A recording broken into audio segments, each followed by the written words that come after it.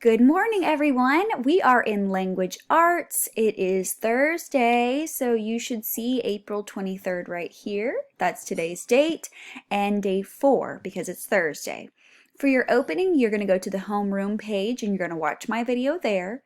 When you're finished doing that, you should be watching this video.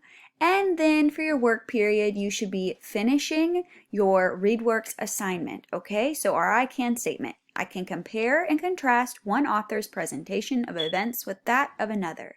You're comparing and contrasting two different articles about trash and recycling. So, for your work period, go to readworks.org and finish the assignment named Trash and Recycling. This is your class code and this is your password. If you've already finished, thank you so much. You're good for today. Your grades will be reflected in a couple days for that. There's only a few of you left that have not completed this assignment, so please go to readworks.com or .org and finish this.